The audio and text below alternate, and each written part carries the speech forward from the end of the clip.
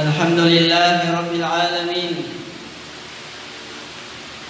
وبه نستعين في أمور الدنيا والدين وأشهد أن لا إله إلا الله وحده لا شريك له وأشهد أن محمدا عبده ورسوله صلى الله عليه وعلى آله وأصحابه ومن تبعهم بإحسان إلى يوم الدين أما بعد ويا عباد الله اتقوا الله تعالى وأطيعوه واعلموا أن الله تبارك وتعالى يقول يا أيها الذين آمنوا اتقوا الله حق تقاته ولا تموتن إلا وأنتم مسلمون. Ang lahat ng papuri ay tanging sa Allah subhanahu wa ta'ala lamang. Pinupuri natin siya at pinapasalamatan. At tayo nagpapakupkup sa Kanya sa lahat-lahat ng ating mga gawaing pagsamba man o makamundong bagay. At ako'y sumasaksi na walang ibang Diyos na karapat-dapat ng pag-ukulan ng pagsamba, kundi ang Allah subhanahu wa ta'ala lamang. Siya lang mag-isa at wala siyang katambal sa kanyang pagkapanginoon. At ako rin ay sumasaksi na si Propeta Muhammad ay kanyang alipin at sugo. Sumakanya nawa ang kapayapaan, 10 ng kanyang mga pamilya, kasamahan at lahat-lahat ng sumunod sa kanila hanggang sa huling araw. Mga alipin ng Allah, ating katakutan ng Allah subhanahu wa ta'ala ng tunay na takot sa pamamagitan ng pagsunod ng anumang kanyang mga ipinag-uutos at pag-iwas sa anumang kanyang mga ipinagbabawal. Tunay na sinabi ng Allah subhanahu wa ta'ala, o kayong mga mananampalataya, inyong katakutan ng Allah ng tunay na takot at huwag nang hahayaan na kayo ay bawian ng buhay maliban na lamang na kayo ay mga Muslim. Tunay na dapat nating alamin, mga alipin ng Allah, na ang gawaing pagsamba sa Allah subhanahu wa ta'ala,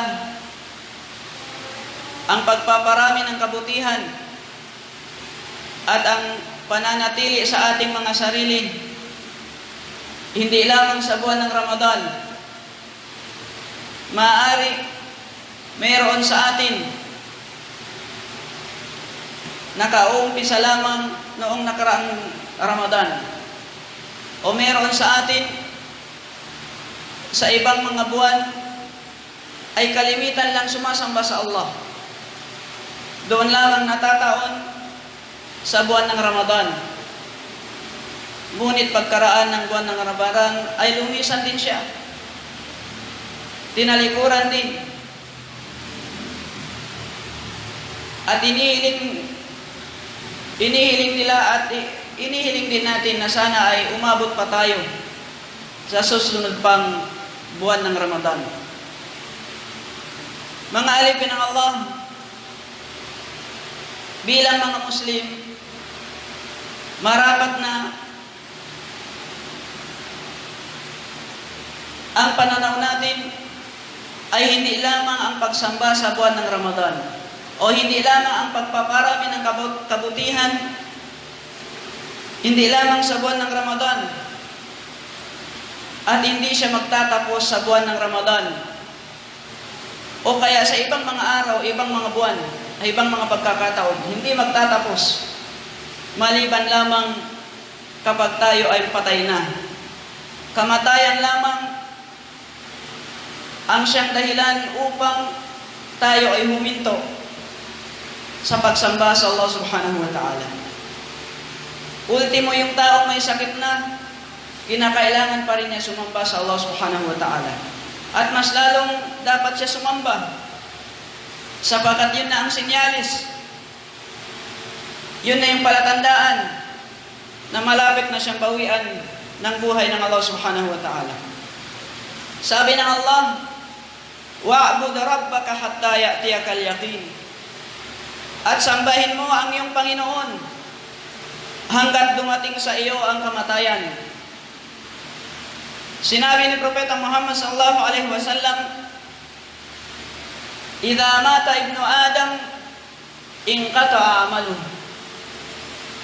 Kung mamamatay na ang angkan ni Adan o ang mga tao, ay mapuputol na ang kanilang mga gawain. Ibig sabihin, ang paggawa ng kabutihan ay hindi magtatapos sa isang partikular na panahon o hindi siya magtatapos lamang sa Ramadan. Nararapat na ipagpatuloy natin bilang mga Muslim ang ating pagsamba sa Allah subhanahu wa ta'ala. Kung hindi man tayo makapag-ayuno ng mga obligang pag-ayuno, mayroon namang mga sunnah na dapat nating pangalagaan bilang mga Muslim, lalo na yung mga sala na sunnah. Pagkatapos ng inobliga ng Allah subhanahu wa ta'ala, pagkatapos ng 5 beses na pagdarasal, mayroong mga sunnah na dapat nating isakatuparan.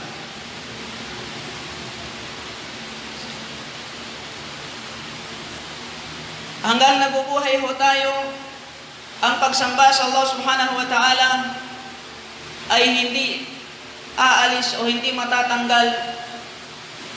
Kung ikumpara natin sa damit, hindi natin huhubarin. Kung ang pagsamba lamang ay singtulan ng damit, huwag nating hubarin sa ating mga sarili.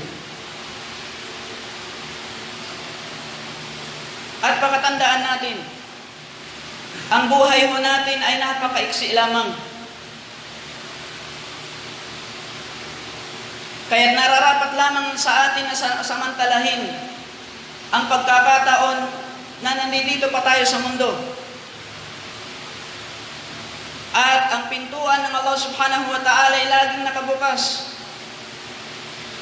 Pinapatawad niya ang mga taong gusto siyang patawarin. Ang kamay ng Allah subhanahu wa ta'ala ay laging nakabukas sa araw upang patawarin lamang niya ang mga nagkasala sa gabi. At nakabukas din ang kanyang mga palad, ang kanyang mga kamay sa gabi upang patawarin lamang ang ating pagkakasala sa nagawa nating noong araw. Ganyan ang Allah subhanahu wa ta'ala. Palagi ang nagpapatawad sa atin. At siya'y bumababa sa kalangitan, sa kanyang kaluwalhatian, sa kanyang pagpapala, sa kanyang habag. Bumababa siya sa tuwing gabi. At kanyang sasabihin, meron bang humihingi at aking bibigyan at aking tutugunan? Meron bang nananalangin at aking sasagutin?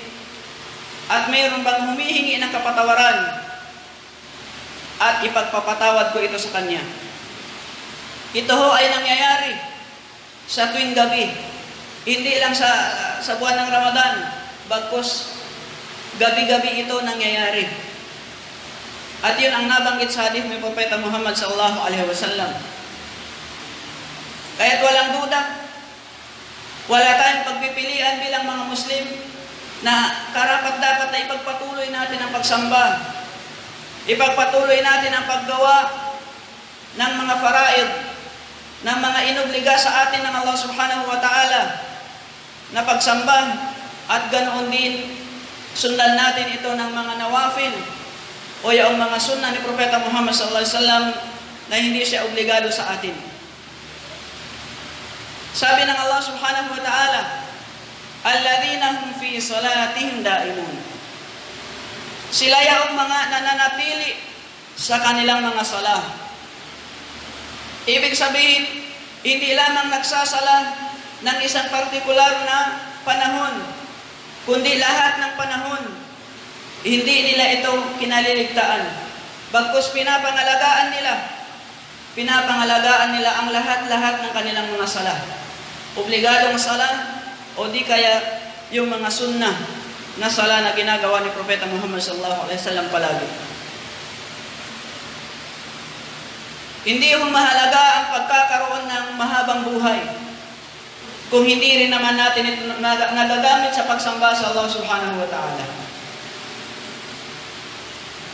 O kung hindi rin naman natin ito nagagamit sa kabutihan, walang saysay ang mahaba ng buhay. Mas mainam pa ang maiksi na buhay kung nagagamit naman ito sa pagsamba sa Allah subhanahu wa ta'ala na dahilan ng pagpapala ng Allah at marami pang mga kabutihan.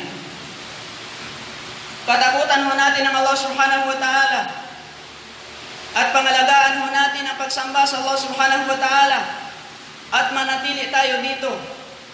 Batid natin ito mga kapatid sa pananampalatayang Islam. Ito ang gustong-gusto na nais natin sa ating mga sarili. Kung kaya't huwag tayo magpadala sa sarili nating pagnanasa. Huwag tayo magpadala sa bulong ng syaitan. Bagkus sundin natin kung ano ang gusto ng Allah at ng kanyang propeta Muhammad sallallahu alaihi wasallam. At yun ho ang nakakabuti sa atin bilang mga Muslim. Alalahanin ho natin palagi na ang Allah subhanahu wa ta'ala palaging nagmamasid, palaging nakatingin sa atin. Wala tayong maitatago. Ultimo yung kailaliman, yung bulong ng ating kaisipan at ng ating damdamin, alam ng Allah subhanahu wa ta'ala. Sinabi ng Allah subhanahu wa ta'ala, wa huwa ma'akum ayna ma kuntum, at siya'y kasama ninyo saan man kayo naroon. Kaya't nararapat lamang na tayo ho ay mahiya sa Allah subhanahu wa ta'ala. Kaya naman ang hiya, isa ito sa mga uri ng pagsamba. Isa ito sa mga uri ng iman. Ayon sa sinabi ni Propeta Muhammad sallallahu alaihi wasallam, kung ang isang mananampalataya ay nahihiya sa Allah subhanahu wa ta'ala, mahiya siya gumawa ng masama. Mahiya siya na iwasan niya ang mga ipinag-utos ng Allah.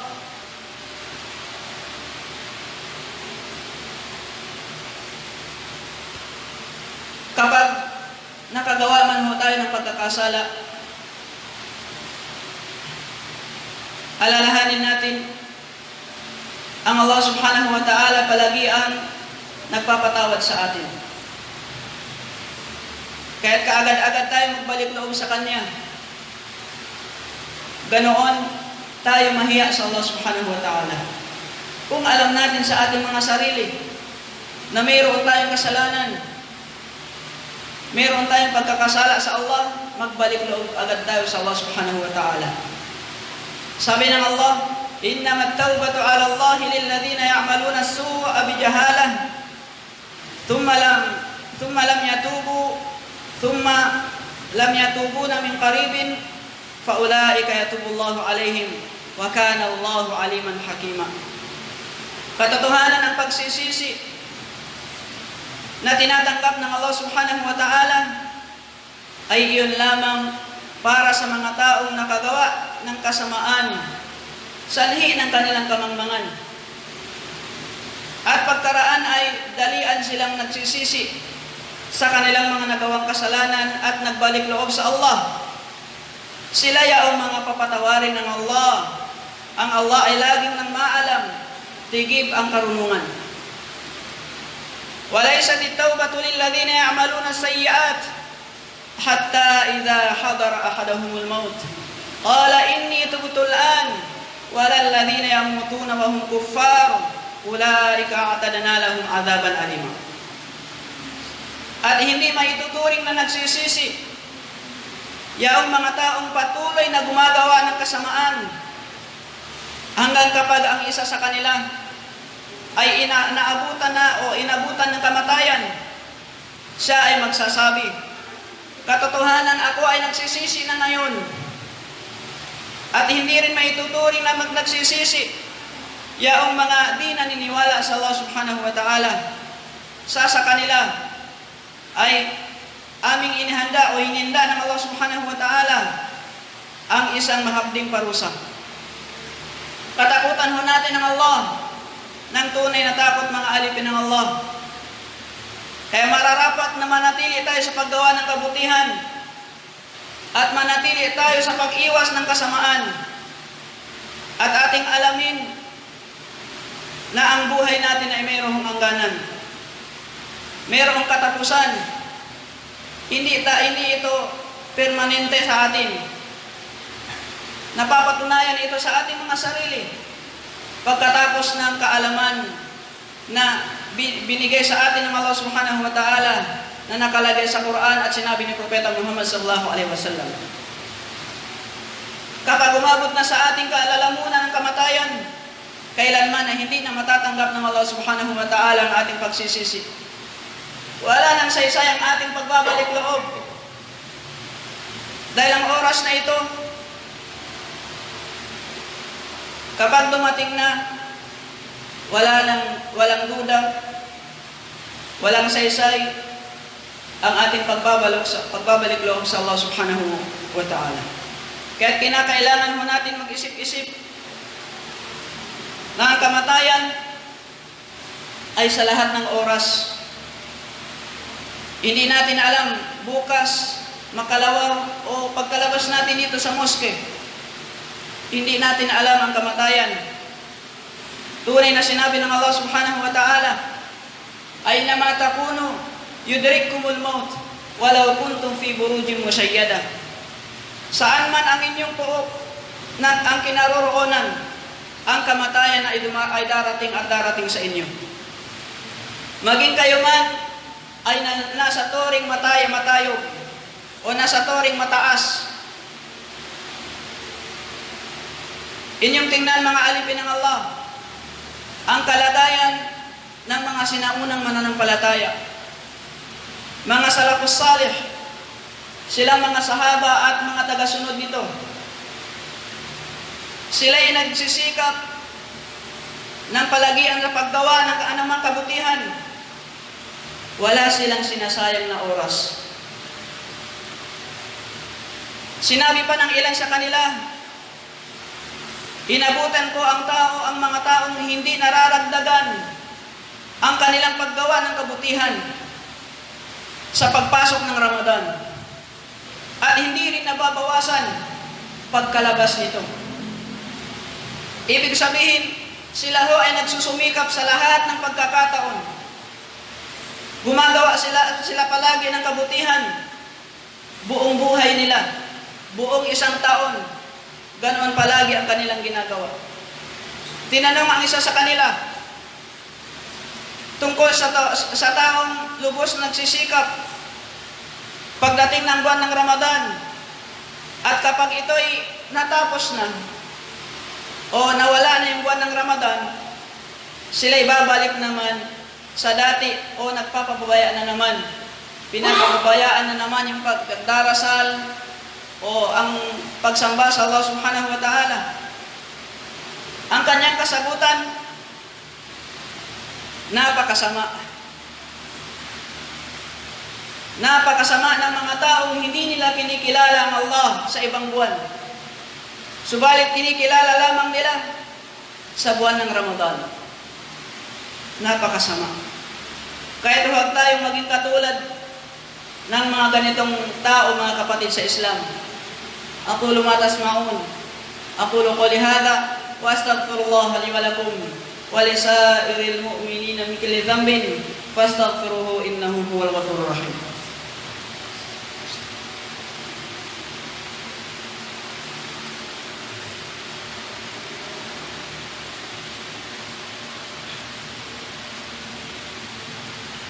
Alhamdulillahi Rabbil Alamin, wassalatu wassalamu ala Rasulillahil Amin, Nabiyyina Muhammadin wa ala alihi wa sahbihi ajma'in.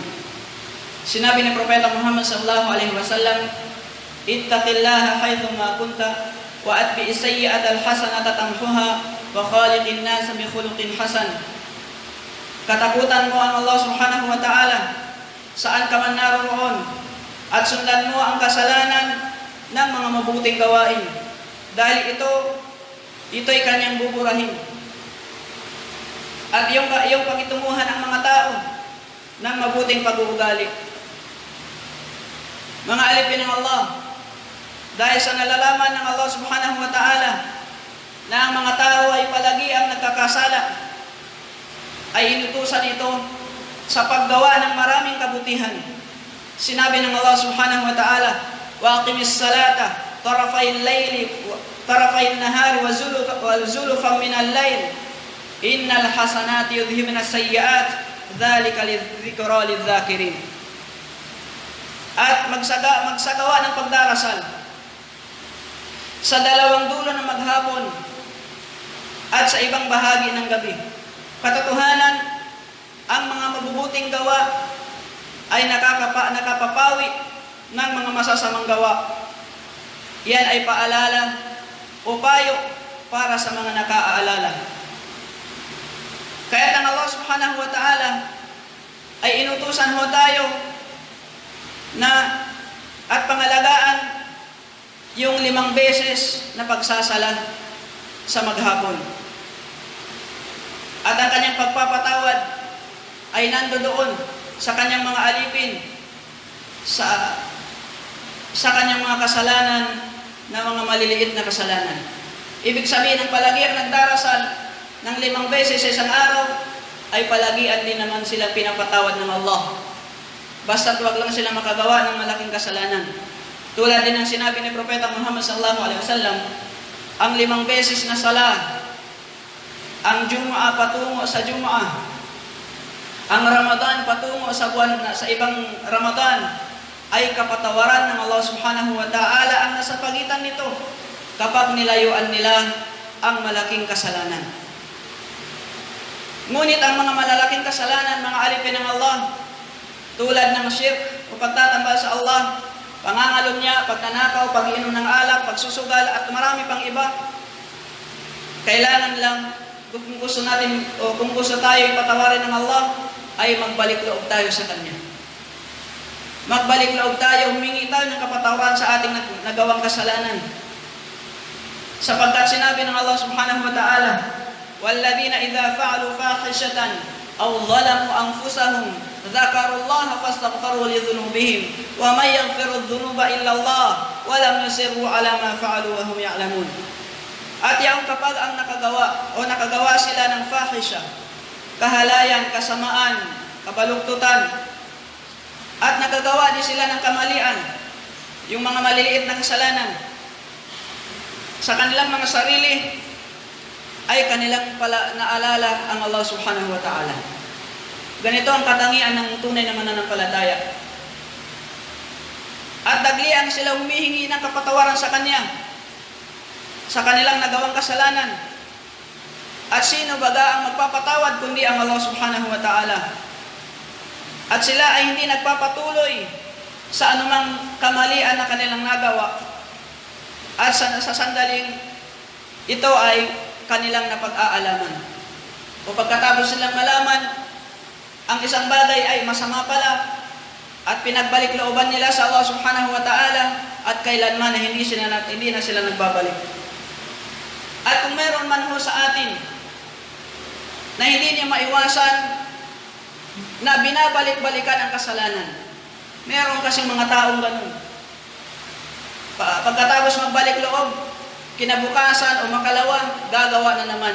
Nasing tulad ng nagawa niya dati. Ang masasabi natin ay huwag silang mawalan ng pag-asa sa habag ng Allah subhanahu wa ta'ala.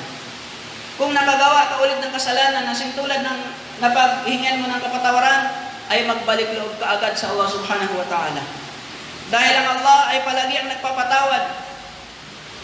Tulad ng kanyang sinabi, قُلْ يَا عِبَادِيَ الَّذِينَ أَسْرَفُوا عَلَى أَنفُسِهِمْ لَا تَقْنَطُوا مِنْ رَحْمَةِ اللَّهِ إِنَّ اللَّهَ يَغْفِرُ الذُّنُوبَ جَمِيعًا إِنَّهُ هُوَ الْغَفُورُ الرَّحِيمُ. Sabihin mo sa kanila, O Muhammad, o aking mga alipin na nagmamalabis sa paggawa ng mga kasalanan laban sa kanilang mga sarili, ay huwag kayong mawala ng pag-asa. Mula sa habag ng Allah katotohanan pinapatawad ng Allah subhanahu wa ta'ala ang lahat ng mga kasalanan. Katiyakan, siya'y laging nagpapatawad ang maawain. Alamin ho natin mga alipin ng Allah na ang pinakamabuting salita ay salita ng Allah subhanahu wa ta'ala. Ang pinakamabuting gabay ay gabay ni Propeta Muhammad sallallahu alaihi wasallam, at ang pinakamasamang bagay ay ang binago sa relihiyon.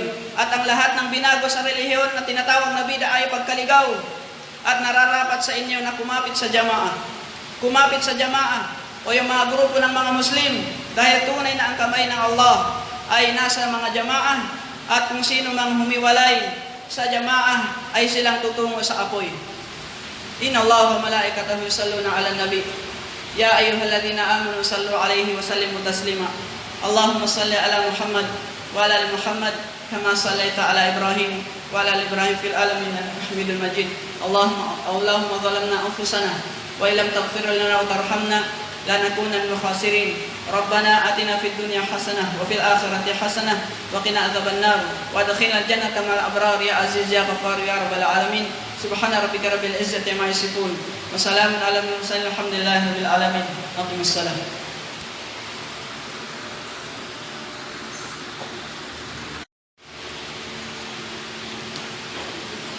Alhamdulillahi rabbil alamin.